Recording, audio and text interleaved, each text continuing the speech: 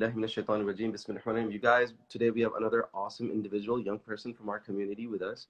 Sir, before I go any further, I gotta ask you, is this true that you're from Bangladesh?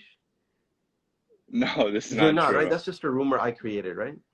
I think so, yeah. I think so. Okay, that's good. No, I no, just I'm wanted to make Indian. sure. Where are you Yeah. from, Arizona? Hyderabad? Yeah, near Hyderabad. I'm from this little town called Anantapur, but like I think Bangalore would be a closer pick than Hyderabad. Yeah. MashaAllah, mashallah. So you guys, Surfraz, famously goes by Surf. MashaAllah. I don't know if you like surfing or not, but like, Surfraz, look, one thing I gotta say, one thing I have admired about you, particularly, is, you strike me as someone who's thirsty for knowledge and someone who seeks knowledge. I remember when we were doing Tosh, Tafsir Surah Al-Hujurat, you reached out hmm to me and you said, Brother Ameer, I know I'm not an official student, but can I like tune in for one class? And I was like, yo, like, ahlan wa sahlan. And you tune in for the class, and I remember you specifically texting me afterwards saying, Brother Mir, I loved it. And then as soon as we offered the next course through Core Academy of Dismantling Doubts, you hopped on, and mashallah, now Surfraz is officially a Core Academy student. And Yeah. may Allah reward you, increase you in knowledge. Man, thank you for tuning in, and really appreciate it. Surprise. Now, Yeah. you know how this works, right? So as I talk, if you want to chime in at any point because you had a reaction, like a chills moment or a deep moment or like a yana or whatever, feel free to chime in. And if you see any comments that you want to highlight, you do that as well because we collect comments and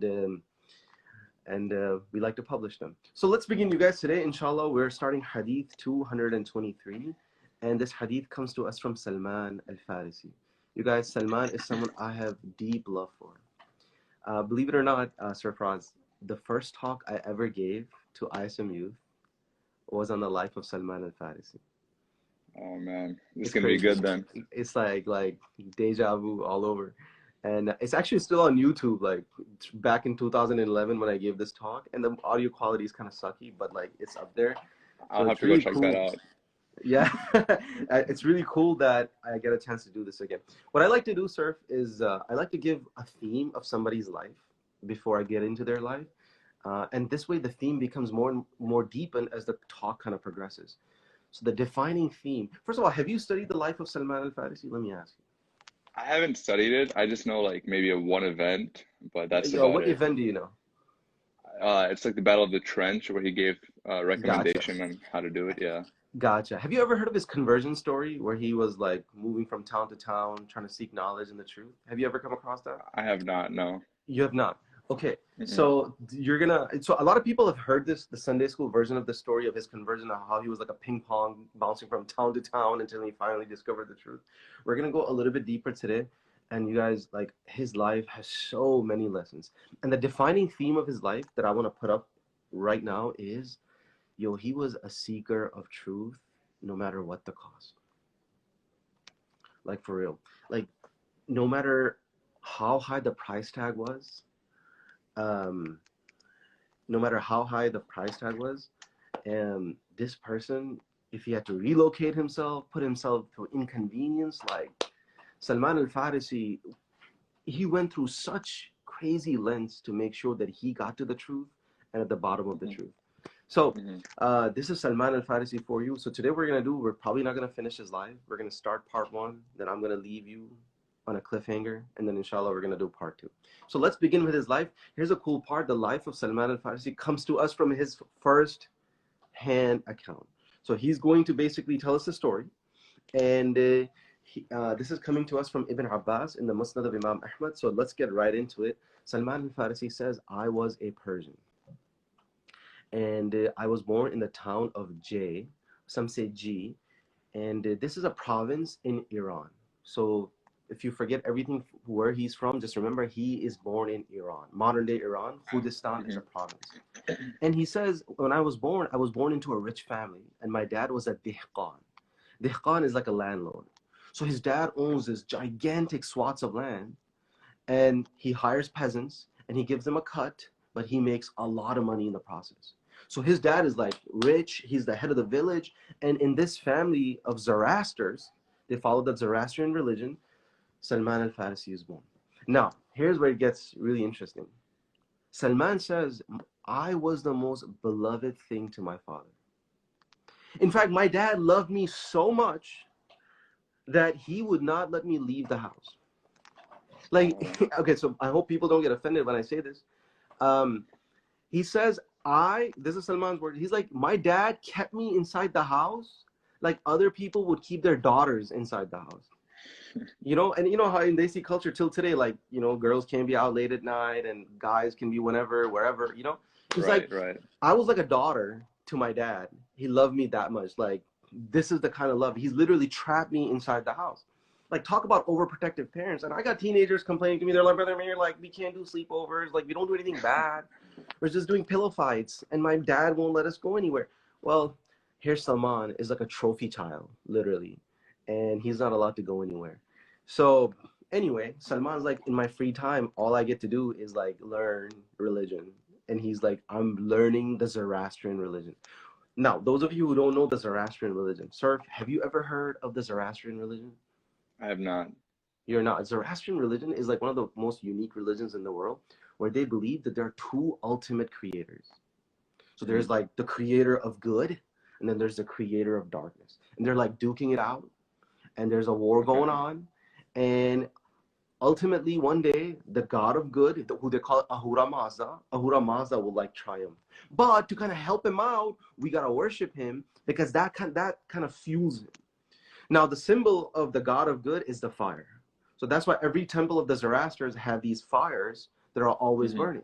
And they worship Ahura Mazda because their worship kind of fuels him, kind of helps him go in like Super Saiyan mode against the god of evil and like beat him down, basically. So that is their version of God. It's kind of like a dependent God who needs this worship points to like go on the next level and beat the god of evil. Anywho, the crazy thing is, if you go to a Zoroastrian temple, the fire is always burning. And the crazy thing is, they believe that the flame that is in their temples has been eternally burning. So when you start a new temple, you got to borrow the flame from a previously burning fire, and the son of fires go all the way back to like God knows where. And you can't just start a flame like this. You got to borrow it. So Sheikh Hassan Qadi was telling us that he met a Muslim convert from Zoroastrianism. They're called Pharisis. And Sheikh Hassan Qadi is like, you know, y'all have a temple in America, so how did the fire thing work out? And the convert says, believe it or not, Sheikh, we commissioned a special airplane that took and borrowed the flame from like India and kept the flame alive all throughout the airplane ride, and they brought it to America. So this is still like a prominent religion then? It's a very small minority, like super small minority. And like that fire is still going on. Like, talk about being lit. Like, this is as lit as it gets, you know? It's like, it's been going on supposedly for a long time. Anywho, back to Salman al-Farisi's story. Salman al-Farisi, he's like, I worked hard. I like did my homework until he became the fire keeper, which is a big deal in Zoroastrian religion. And he says that this is what I would do until one day what happened, my dad, he got busy in a construction project. And my dad called me. He's like, son, I need you to go to this expensive property of ours. They had an orchard, a very, very expensive property. And my dad's like, Salman is telling us, my dad's like, go there and like collect some rent for me, do some things for me. Now, obviously, this is like a lot of money, which is why he's not sending just any employee, he's sending family. So, long story short, he's like, son, you gotta do this for me. So Salman, this is like his first time, you know, leaving the nest, if you will. And now his dad is trusting him with the mission. And, you know, it's such an irony, as we're going to see. What his dad feared the most is what's going to happen. So, long story short, he goes out on the mission. And en route, he finds a Christian church. And he hears their prayers. And he hears their chanting. And he ends up stepping inside. He's like, and Salman is telling us, he's so honest. He's like, I'm totally clueless as to what I'm looking at because I have no real world experience. My dad had kept me inside the house and I don't know what's out in the world. And this is my first time kind of exploring the town. And here I see a temple and there's this worship going on. I don't know who these people are. He's like, but I want to step inside and I'm curious. But you know what? His gullibility, sir, his open-mindedness is going to pay off. Because had he known these are Christians or Zoroastrians, he would have like kind of rejected them off the bat. But at least now he's open-minded. He's receptive to the truth. He steps inside and he says, I was so impressed by what I saw. I spent the entire day there. Think about that. Asking questions, dialoguing, trying to learn. And we learned through some research that these Christians that he's meeting in Iran, these are Nestorian Christians. And they're like a sect within Christianity. Modern day, and even the Catholics of the old, they used to consider them heretics. Because some of the Nestorians used to believe that Jesus is not fully God. He's a human being, but God kind of adopted him as his son and like conferred a divine status upon him. But he's not like God, you know, like the same person as God and the same essence of God. They're not that extreme. So some of the Nestorians were like us, Unitarians. They said Jesus was a man. And some of their sects were like really, truly close to us. And these people were kicked out of the Roman lands. And guess where they ended up in? Iran. Because Iran is a Persian land. And look at Allah's plan now in motion for Salman al-Farisi. He bumps into this very church. And he's so impressed. And by the end of the day, he concludes that, wallahi, their religion is better than ours. And one day. Go ahead. No, I was just going to say in one day, like, the fact that he just stepped out of his house, like, and he's never seen the world. It's like a little kid just going out about, like, you know, wow, I've never seen any of this. And just to, like, because I know we talked about like fitra before, and it just took him like one day to just be in that church and realize like, oh, what I'm doing might be wrong. So I think that's brilliant connection, brilliant. Wallah, I thought of fitra, and I'm glad you brought it up. All that brainwashing fell apart in like one day, you know. SubhanAllah. So he's like, my dad is freaking out because it's like it's Maghrib, it's almost night, and I'm still not home. And he sends a search party. He thinks I'm kidnapped. I'm probably dead. And then he's like, finally, after spending an all day with them, I asked them, and this is so beautiful. He says, before I left that church, I asked them, what is the asal of this religion? You know what this means? He's asking, where did this religion start? And what are the sources of this religion? Like, if I wanted to go to the horse's mouth and study, where would I go? And so now, this is a question for you and also the people who are tuned in. You guys tell me, what is the origin of Christianity? Where did it start? Okay, I'm going to make it easy for y'all. Which city would you say is the birthplace of Christianity? 5, 4. Yeah, you know, it's kind of an unfair question. I mean, our kids barely know the 5 pillars, and I'm asking them about Christianity. But you know, like, see, I think highly of my students, so don't disappoint me, y'all. Bethlehem. Shot in the dark. Bethlehem. Okay, so where exactly is that, y'all? For those of us who are not geography nerds, please, where is Bethlehem? Bethlehem is in modern day. Come on, quickly. Bethlehem is in modern day. And sometimes the comments take a bit, so this is me giving the benefit of the doubt. Palestine. Thank you, Sir Sue. See, it had to be a Palestinian who had to give us the truth. Thank you. You said Rome. Muhammad, you're from Palestine too, bro, I think. My guess was going to be Jerusalem, but at least I got the Palestine part right. Wow, someone's getting real specific. They're like south of Jerusalem. Yeah, so Bethlehem, this is where Jesus was born. And they're like, you got to go to like Palestine or like Damascus. That's where the origins are. So Salman al-Farisi finally leaves the church and he goes home and his dad is like a volcano about to erupt.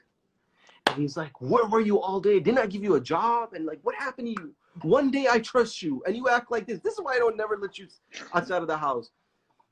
And like Salman, like I said, he's not street smart, right? So he just spills the beans. He's like, Dad, well, what happened? Like, I was on the road and I came across a temple and there were people worshiping and I decided to just step inside and see what's going on. And like, it really impressed me. Like, I was moved by their religion. Immediately his dad is like freaking out and he's like alarmed and he's like, my son, stop right there. Our religion is way better than theirs. And you and the religion of your forefather is the truth. We're never talking about this again. Immediately shuts him down, gets really insecure. And Salman, once again, he's not exactly street smart. He's like, Dad, I'm sorry, but I think their religion feels more on the truth than ours. Straight up. He just tells him. And mind you, by this time, he's like a mini sheikh in Zoroastrian religion. Like this dude's been studying, and he's like 15, 16 right now. He's been studying for like a decade. And immediately he's like, I'm sorry, that's not how I feel. And his dad becomes afraid and he locks him up. By the way, if there are any comments that you like, feel free to share the comments with us.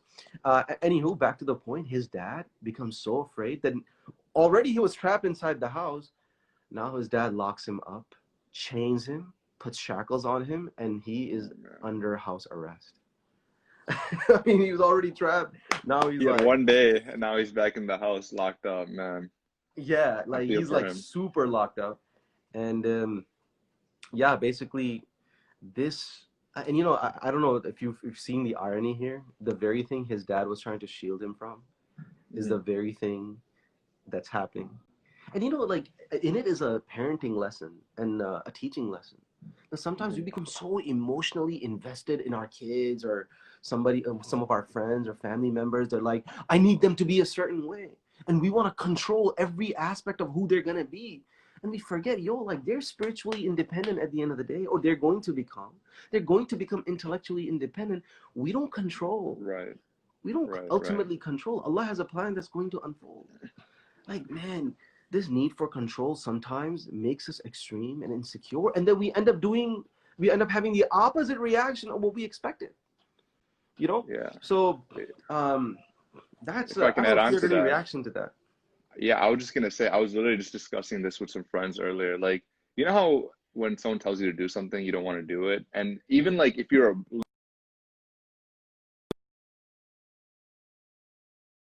do it. So like that effect of like control, it dissuades people, you know, and that, yeah, I agree with you. SubhanAllah, man. And you know, it's just the irony is unbelievable. Moving ahead into the story, now he's locked up inside the house. So what he does is that he secretly sends a message to the Christians. And obviously he had a loyal servant in the house or whatever that was able to do this for him under his dad's nose. So he sends a message to the Christian church that if there's a caravan leaving for Sham, for Palestine, let me know. Let me know. And then when the time was right, the Christians sent him a message that there's a caravan in town and they're leaving in a few days. Now here's the shocking part. He packs up his bags, ready to go. He says, I was easily able to kind of do prison break. I left the shackles, and he said, I went and I joined the caravan, and he left for Palestine, leaving Iran, leaving the riches, leaving his family, leaving the comfort of his home, leaving his culture, leaving everything familiar, all for what? To seek the truth. SubhanAllah, that's amazing. Like, I'm asking, what's keeping us, sir? For us, all we got to do is get on Instagram. You know, put on a podcast, just type something on YouTube, and knowledge is on our fingertips. This guy left like his immediate vicinity, going all the way from Iran. Look up on the maps if you guys don't know how far Iran and Palestine is, and all the way there. And he's a teenager, and subhanAllah, he left his family to pursue the truth. It just floors me, man. There's one question in the comments. How old was he during that time? Yeah, he's like, I would say he was 16, 17 at the time. And, you know, 16, 17 back then is like a 25-year-old in our day and age, you know, not trying to judge all the teenagers or throw them under the bus, but like maturity levels have clearly changed. So that's, and you know, another lesson while we're on it, especially those of you who are going to become, inshallah, parents one day, inshallah, all of us, you guys, when our kids express a view or ask a question that's kind of feels odd and off and it seems somewhat disrespectful, let's not overreact and blow up. That's what pushes them away on the other side of the spectrum. Like, I know families, bro, like, or a kid just remotely suggested the idea that like, oh, I want to kind of marry outside of our village or like ethnicity. And the parents, like, the extreme reaction the kid gets, sometimes you hear things like parents are like, if you're going to marry outside of our ethnicity, don't show up to my funeral. Wow. This level of extremism that we see, and obviously you're going to push them to the other side. The pendulum is going to swing. I'm not saying this is why Salman left. Salman genuinely wanted the truth, but he's a prisoner inside his own house. I'm sure that kind of made the decision a little bit easy, you know? You know, this story kind of reminds me of Musayb ibn, I forgot the other companion who kind of left his riches, and at one point he just had like one Musab ibn Umair, I think you're talking about. Yes, Musab ibn Umair. That kind of reminds me of this, just leaving the riches. And you remember how extreme his parents' reaction was? Yeah. Oh my God. Yeah, it was Yeah. like he was literally, I don't know, a lot of people don't know, he was actually kicked out of the house naked. And they were only given one sheet to cover his body. And his parents are like, we don't know you anymore. Like, you're dead Yeah. to us. Go away. So Allah protect us. So you Um, guys, finally, our hero Salman al-Farisi reaches Sham. And you know the first thing he does when he gets there, he's like, who's the most knowledgeable person in this city? Straight up, he wants to go to the horse's mouth. He wants to go to the asl. He's like, who's the most knowledgeable person? I want the sheikh of the city. And they direct him to the bishop of the city. And this is now where he goes to the bishop, tells his story, gets his sympathy, and he says, I love this religion. I want to stay with you. I want to serve you. I want to spend time with you. And I want to pray with you. And I want to learn with you. He just laid it out. And the bishop's oh, like, yo, like, and the bishop was moved. So the bishop finally gave him the admission into the monastery. So this mm, is now where he becomes enrolled. So now Salman al-Farisi is officially part of the monastery, the monk system that they had back in the days. His food is mm, taken care of, his lodging is taken care of, and now his education starts. Now, this is like where the story takes an interesting twist. Salman al-Farisi says this first teacher of mine was an evil man. Evil man. He would fundraise in the community for a cause, and then he would hoard all that money to himself, not giving anything to the poor people that he fundraised, in whose name he's fundraised. right. And he's like, I hated him so much because he kept hoarding money and not giving to the needy that he was fundraising for, until he amassed 7 treasure chests of gold and silver, all for himself. And by the time he died, people don't know who this man really is. By the time he died, people are coming in to give him an honorable burial of a sheikh, of a scholar, of a bishop. Mm-hmm. And he's like, I couldn't take it anymore. The hypocrisy was so real. So I told him, do you know who this man really is? This man is an evil dude, corrupt guy who's hoarding all this money that y'all been donating from your tear and sweat. That money he's been keeping for his own personal use. So they're like, do you have any proof of this? You're like an outsider. We're not going to just trust you. So he's like, let me take you to his treasures. And I don't know if y'all know, in Christian clergy, you are not supposed to keep a penny. Like if you're like a priest or a bishop, whatever money you make goes to the church. And Right. then you're supposed to get reimbursed for your expenses. This is the crazy part. Like the money you make goes to the church, and like the rent and the food, you got to document every expense, submit it to the church, and the church reimburses you. So he's not supposed Mm-hmm. to have anything. And all of a sudden now, 7 chest boxes of gold and silver are discovered, and people are outraged. And they're like, we're not burying him anymore. They crucified him, they Oh stoned him, man. and this was the ending he got. And as horrifying as that is, one thing that I hope the lesson is clear, you guys. Your ending tells the real story. Al-a'malu bil khawatim. He was an evil man, and Allah will cover for you, but your Mm-hmm. ending will tell the real story, so you don't end up deceiving the world. And this tends to be the sunnah of Allah, where Allah will cover for you, but then the person that has absolutely no regard, then their ending ends up exposing them. And this is a situation that happened to this particular person. Um, Last thing I want to share with you guys, and I think we're gonna have to call it a day. So when this person was exposed, now the people of the town realized we got get the right person this time. So they really did their homework, and this time they found an amazing person. Salman al-Farisi says, and I'll end on this, and a lesson. He says, I had never seen someone more pious, never someone more dedicated to worship, never someone who was more dedicated to the hereafter than this teacher of mine, and I loved him so much. And I dedicated myself to him, and I spent a long time with him. Sir, the lesson here, I don't know if you're blown away by this. Don't you think when he came all the way from Persia and Iran, and he found a nasty, evil teacher, you don't think within 2 months he's like, you know what, I'm packing my bags, I'm a dip. This is not what I came for. This is all a hocus pocus hoax. This is all a facade. And he could have easily bounced and go back to Mm-hmm. Persia. But he did not judge the entire religion by the actions of one person.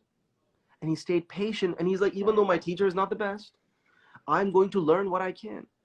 And sir, this is so important because we, in our day and age, we have turned Islamic knowledge into a form of entertainment. My teacher has to be funny. He has to be engaging. He has to be like, you know, he has to keep my attention. We have so many expectations. Unless you check all these boxes, the most attention span we're gonna give is like 2 minutes before we switch to another video. And here he's stuck to an evil teacher, extracting whatever knowledge he could, stayed patient, and Allah replaced him with someone better. I don't know. I don't know if that, Yeah, do you have any thoughts? just from day one, I mean, his thirst for knowledge, just to get out there and just learn, and that's amazing, subhanAllah. The fact that he can give up all that comfort. I mean, like you said, his dad was a pretty wealthy man. I mean, he had it made, but like I was saying earlier, that fitra, that desire to just learn the truth and follow the truth and just stick with, you know, like the bad teacher, the evil teacher. And despite going through all that, he knew this is the truth and like this is what he wanted to pursue, and he just kept with it. And I think that's an important lesson for us today too, because I mean, we, especially in like today's age with social media and everything, we just expect quick results. And if something doesn't look right away, we're just like gone, or we judge something right away. But I think it's really important to just kind of stick it out, and because great things do take time. So Alhamdulillah, barakallah feek. You guys, we're gonna inshallah continue story next time. He goes through a few more teachers until he finally ends up in Medina. So time's up for today. Thank you very much for tuning in. It was really nice to see all of you. May Allah reward you. Stay patient with some of the people in the comments. I know they're maturing with us and trying to become the best versions, which is why we're doing inshallah, this. Teach them manners. inshallah. Barakallah feekum, you guys. Take care of yourself. Assalamu alaikum wa rahmatullahi wa barakatuh. Wa alaikum assalam wa rahmatullahi wa barakatuh. Jazakallah.